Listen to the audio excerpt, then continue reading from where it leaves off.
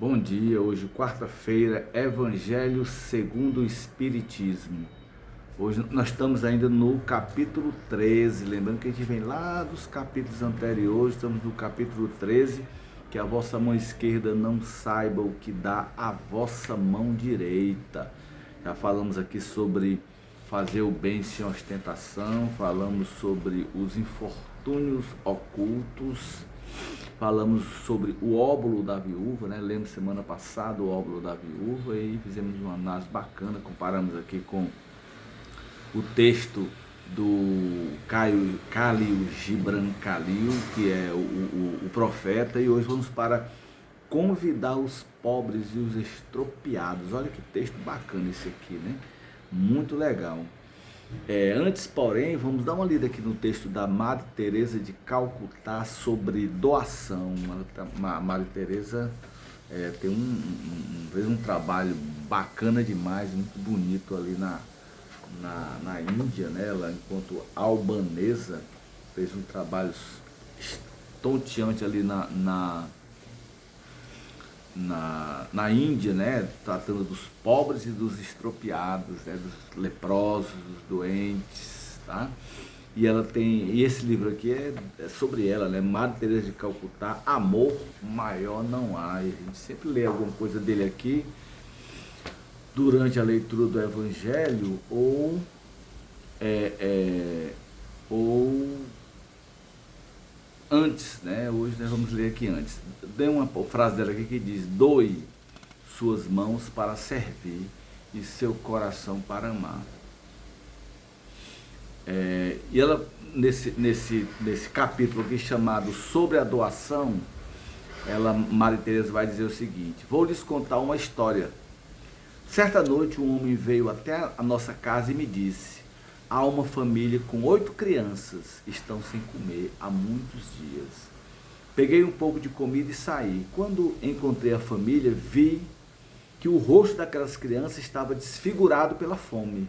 Não havia mágoa ou tristeza no rosto delas, apenas o sofrimento profundo da fome. Dei o arroz para a mãe. Ela dividiu o arroz em 2 partes e saiu, levando a metade do arroz. Quando voltou, perguntei a ela: aonde você foi? Ela respondeu apenas: até a casa dos meus vizinhos. Eles também estão com fome. Eu não me surpreendi com o fato de ela ter dado o arroz. As pessoas pobres são realmente muito generosas. Fiquei surpresa com o fato de ela saber que estavam com fome. Geralmente, quando estamos sofrendo, ficamos tão voltados para nós mesmos que não temos tempo para ver o sofrimento dos outros. Então, os pobres, né, os estropiados, realmente são muito generosos. Eles têm em si a percepção do sofrimento do outro. Há casos em que isso não acontece, né? Há casos em que o pobre ele tem satisfação em ver alguém mais pobre do que ele. É como se ele sobrepujasse o outro através desse sentimento, como se ele se elevasse também, né? Já é uma questão mais de orgulho, mas de um modo geral os pobres são generosos, como bem cita Maria Teresa de Calcutá. Os poucos que eles têm, normalmente ele reparte com o outro. Isso a gente vê, inclusive entre o meio animal, né? Há muitos flagrantes de animais, de cachorros, cães de rua, por exemplo, que comem, né? Recebem uma determinada parte de alimentação e leva para a família ou leva para outro colega de rua que esteja lá passando fome. Isso é muito comum entre as pessoas menos favorecidas. Quando não acontece, é uma questão já de exceção, já é uma questão mais de orgulho. E o evangelho de hoje diz: convidar os pobres e os estropiados para o banquete, né? Ele disse também àquele que o havia convidado: quando derdes o jantar ou o cear, para isso não convideis nem vossos amigos, nem vossos irmãos, nem vossos parentes, nem vossos vizinhos, que serão ricos, de modo que eles vos convidem em seguida, a seu turno, e que assim retribuam o que haviam recebido de vós. Mas quando fizerdes um festim, convidai para eles os pobres e os estropiados, os coxos e os cegos, e estareis felizes. E estareis felizes, porque não terão meio para vos retribuir, porque isso vos será retribuído na ressurreição dos justos. Interessante é que esse texto, ele é, no mínimo, ele beira o absurdo, né, digamos assim. Por que você não vai, você está feliz, vai dar uma festa, por que não convidar os parentes, não convidar os familiares, não convidar os amigos? É claro que você vai convidar os amigos, né? Vai convidar os familiares, mas lembremos que Jesus sempre nos fala através de metáforas, através de linguagem figurada, né? Então, quando ele vai falar aqui sobre a festa a felicidade, ele está se referindo à felicidade do espírito, né?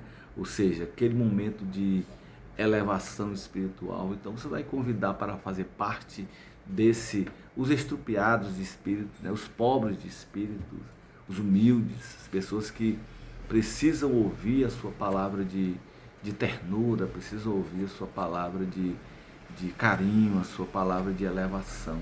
Os que já estão ricos, né? Os seus amigos e irmãos, por exemplo, da sua comunidade eclesiástica ou da sua igreja, sei lá, da sua casa espírita, eles já sabem dessa boa nova. Então, hipoteticamente, eles já são ricos dessa boa nova. Então, quando tiverdes, vamos traduzir um pouco aqui as palavras de Jesus, né?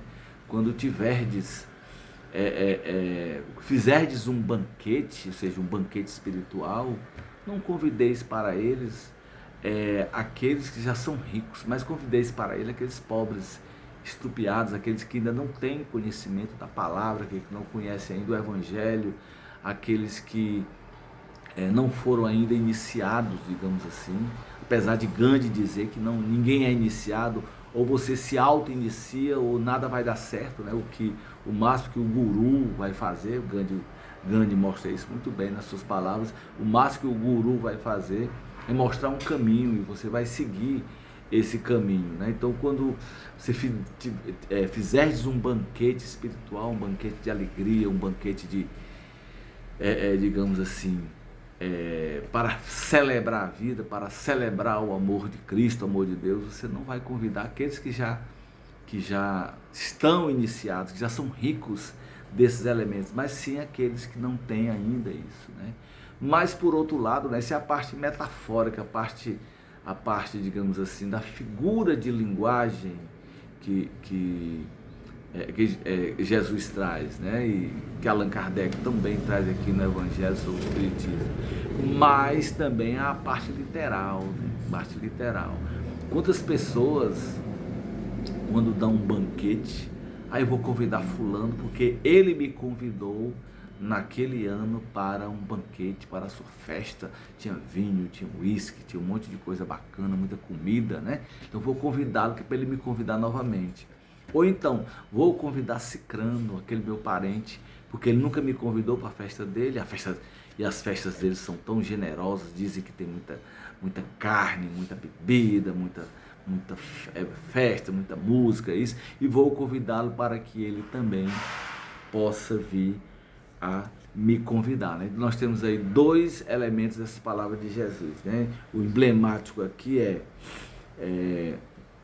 quando derdes o jantar ou cear, para isso não convideis nem vossos amigos, nem vossos irmãos, nem vossos parentes, nem vossos vizinhos, que serão ricos, de modo que eles vos convidem em seguida a seu turno, que assim retribuam o que haviam recebido de vós. Mas quando fizeste seu festim, convidai para ele os pobres, os estrupiados, os coxos e os cegos, e estareis felizes, porque não terão meios para vos retribuir, porque isso lhes será retribuído na ressurreição dos justos. Repetindo, né? Há duas vertentes aí. A vertente figurada, que Jesus sempre traz nas suas palavras, nas suas entrelinhas, né? A metáfora, que no caso aí o banquete seria o banquete espiritual, um banquete seria, digamos assim, a leitura do Evangelho, o convite para uma empresa de caridade, um empreendimento caridoso, né, coisa que o valha, mas também tem o sentimento literal, o sentido literal. Né? Quando for fazer um banquete, não convide só para isso. Né? Convide seus irmãos, seus parentes, seus irmãos. Né? Um banquete real, um banquete literal, com muita comida, muita bebida, muita dança, muita música. Não convide seus parentes, seus amigos, irmãos, só para depois ser retribuído. Mas os convidados para que eles participem do seu banquete e lá se refestelem e lá aproveitem aquilo que você pode proporcionar. Então, fica aí a dica, convidar pobres e expropriados. Leiam sempre os textos do Evangelho, né? Pode ser no Evangelho segundo o Espiritismo, pode ser no próprio Evangelho que está no Novo Testamento ou no Velho Testamento, mas o leia sempre na perspectiva metafórica, na perspectiva figurada e não só na perspectiva literal. Agradecer a Deus por estar aqui em torno desse evangelho maravilhoso, ensinador, né? Então professor esse evangelho, que aos poucos a gente vai lendo e aos poucos a gente vai percebendo quais são as diretrizes que devemos seguir, não para sermos como Cristo, estamos anos-luz, mas pelo menos para fazermos uma imitaçãozinha burlesca, que ela é tão assim insignificante. E claro, para nos fortalecermos, porque fora da caridade não há salvação. Agradecer a Deus e pedir a Ele e a espiritualidade que esteja conosco, hoje e sempre assim seja.